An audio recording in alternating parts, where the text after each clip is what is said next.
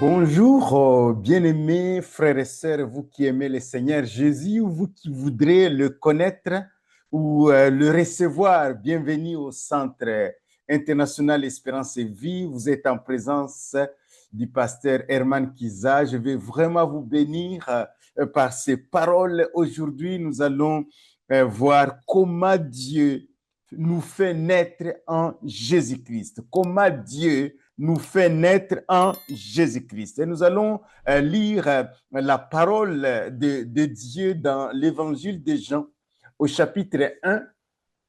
Je le connais par cœur tellement que je l'aime. Et je pense qu'à l'issue de ce message, tu vas aimer cette parole. Et la Bible dit, donc dans l'évangile commence en disant, au commencement était la parole. La parole était avec Dieu et la parole était Dieu. Déjà un mystère. Elle était au commencement avec Dieu. Toutes choses ont été faites par elle. Et rien de ce qui a été fait n'a été fait sans elle. En elle était la vie et la vie était la lumière des hommes. Au commencement était la parole. La parole était avec Dieu et la parole était Dieu. La parole était Dieu. La parole était Dieu. Elle était au commencement avec Dieu.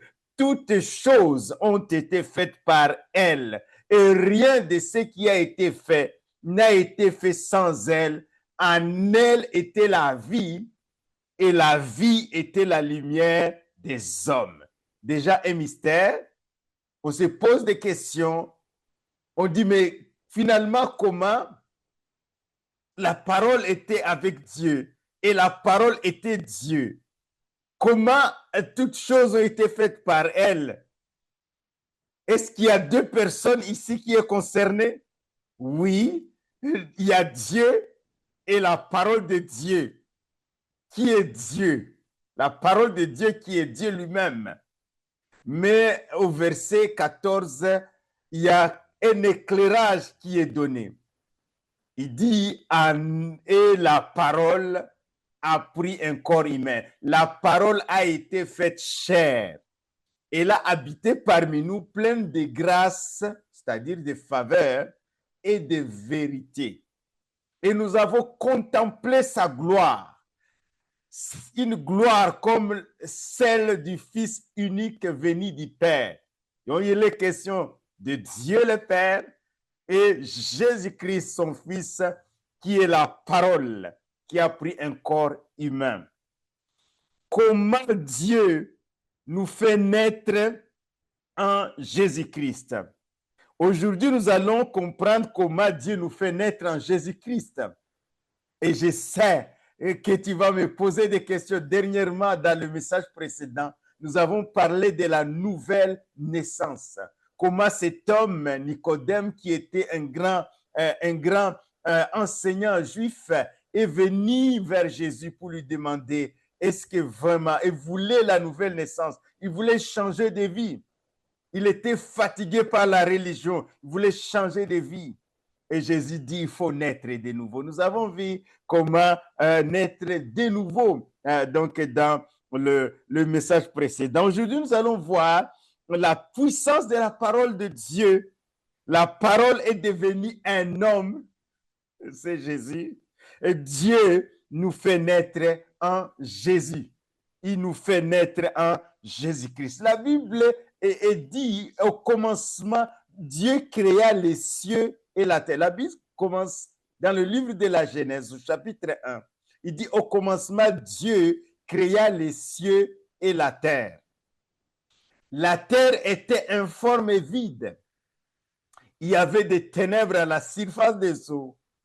Et l'Esprit de Dieu se mouvait au-dessus des eaux. Il y avait des ténèbres à la surface de l'abîme et l'Esprit de Dieu se mouvait au-dessus des eaux. Et Dieu dit que la lumière soit et la lumière fut. Dieu dit que la lumière soit et la lumière fut.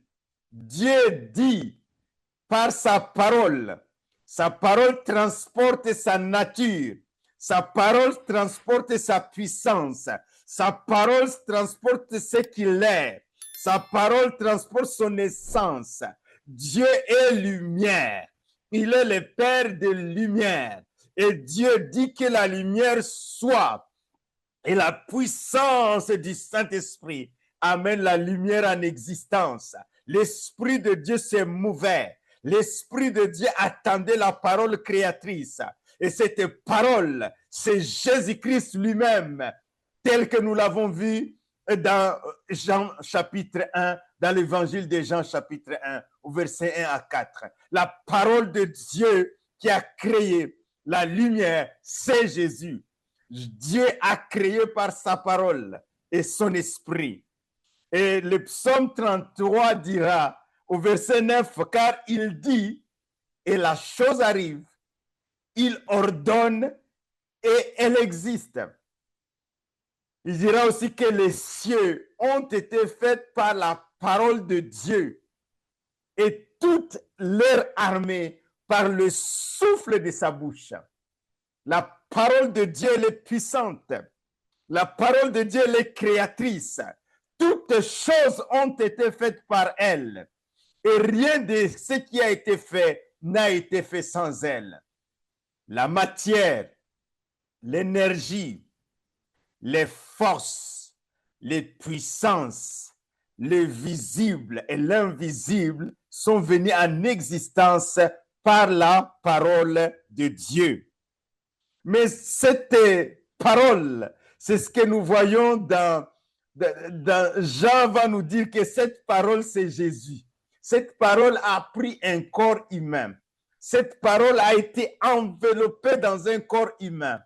Cette parole est venue sur la terre, qu'elle a créée.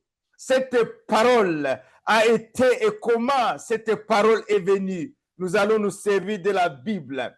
Alors que l'ange Gabriel va être envoyé chez la Vierge Marie. Elle est encore vierge, c'est une fille qui est fiancée à Joseph. L'ange va lui dire, oh, il dit, et voici dans Luc chapitre 1 au verset 31, l'ange vient avec la parole aussi génératrice. Elle vient avec la sémence divine. La parole de Dieu aussi est comparée à une sémence. Elle dit, et voici, tu deviendras enceinte. Tu enfanteras un fils et tu lui donneras le nom de Jésus. Tu deviendras enceinte. Et Marie sera étonnée. Il dit, je ne connais pas d'homme. Je n'ai pas encore eu des relations sexuelles avec des hommes. Je suis vierge. Et Dieu lui dit, l'ange lui dit, et Marie pose la question à l'ange, comment cela se fera-t-il? Parce que je ne connais point d'homme. L'ange lui répondit, le Saint-Esprit viendra sur toi. Le Saint-Esprit viendra sur toi et la puissance du Très-Haut te couvrira de son ombre. C'est pourquoi le Saint-Enfant qui naîtra de toi sera appelé Fils de Dieu. Et Marie va accepter la parole. Elle va accepter la parole. Et cette parole qui vient avec toute la puissance de vie, parce que la Bible dit, en elle était la vie, toute la puissance de vie divine, vie humaine, et rentre dans le corps de Marie. Et Marie va concevoir Jésus. Et Jésus va apparaître. Nous avons contemplé sa gloire. Les gens vont le toucher. Il va marcher sur cette terre. Il va venir guérir les malades, délivrer les captifs. Il va ouvrir les yeux des aveugles. Il fait faire entendre les muets et les muets. Il va ouvrir les oreilles des sourds. Il va faire marcher les boiteux. Il va ressusciter les morts. Ce même Jésus-Christ est allé à la croix de Golgotha. Il va donner sa vie pour l'humanité. Il est venu pour donner sa vie, pour nous réconcilier avec son Père, pour nous réconcilier avec Dieu. Car la Bible dit que le salaire du péché, c'est la mort. Le don gratuit de Dieu, c'est la vie éternelle en Jésus. Jésus a donné sa vie.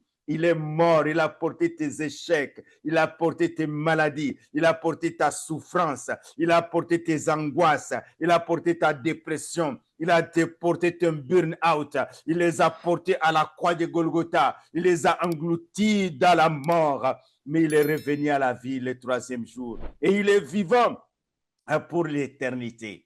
Comment cela? La parole de Dieu est devenue un homme. Et c'est cette parole qui nous fait naître. Il nous fait naître d'en haut, mes bien-aimés. Quand nous recevons cette parole dans nos cœurs, la Bible continue en disant, dans Jean chapitre 1, au verset 12 et 13, mais, à tous ceux qui l'ont reçu, à ceux qui ont reçu cette parole divine, à ceux qui ont reçu cette parole remplie de vie éternelle, à ceux qui ont reçu cette parole remplie de lumière, à ceux qui ont reçu cette parole de Dieu, il a donné le pouvoir de devenir enfants de Dieu.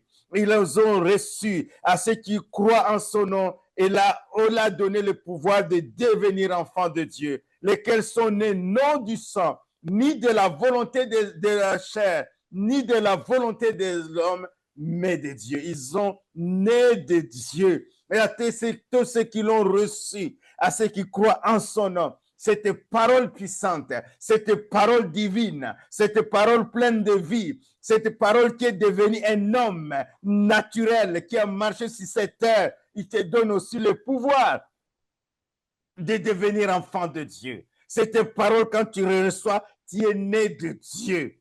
Elle vient avec toute la puissance et la vie divine à l'intérieur de toi. Quand tu la reçois et quand tu crois que Jésus est ce qu'il est, celui qui est mort pour tes péchés, qui a donné sa vie qui est ressuscité pour te réconcilier avec son Père, cette parole te donne le pouvoir de devenir enfant de Dieu.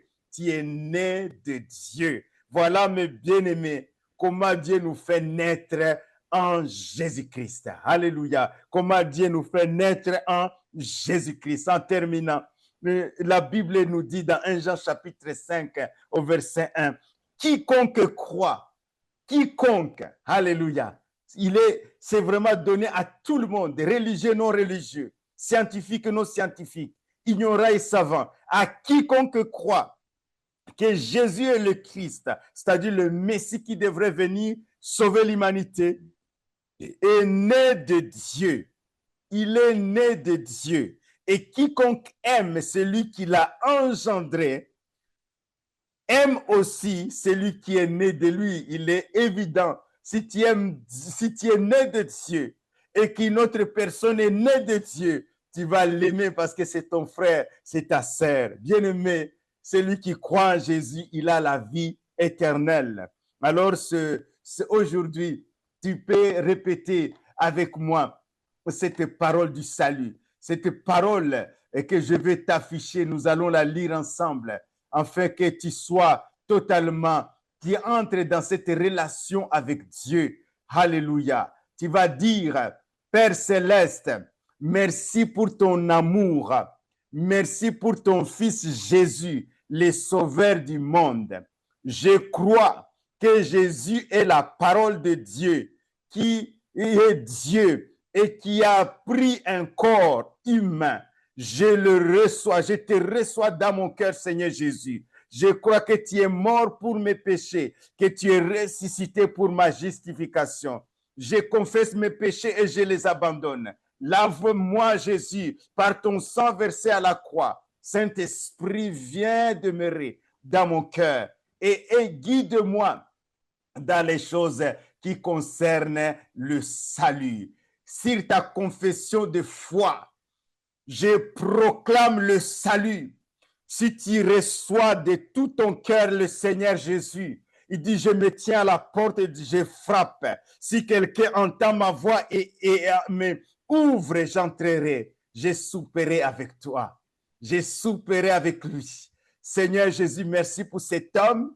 Merci pour cette femme qui vient de te recevoir, qui croit que tu es mort pour ses péchés, que tu es ressuscité pour sa justification, qui te reçoit dans son cœur, toi en ta puissance de la parole divine, la parole créatrice, la parole esprit et vie. Communique-lui la vie éternelle. Communique-lui la vie divine. Communique à cette personne la vie divine. Que ta lumière brille dans son cœur. Que les ténèbres s'enfuient. Je chasse les ténèbres dans sa vie. Et que Seigneur, le Saint-Esprit, Seigneur Saint-Esprit, viens guider cet homme, cette femme, cette jeune fille, ce jeune homme dans les choses du salut. Soit tu es sauvé. Quiconque confesse Jésus, il est sauvé. Soyez bénis et par l'Éternel qui a fait les cieux et la terre. Et à bientôt. Amen. Soyez bénis.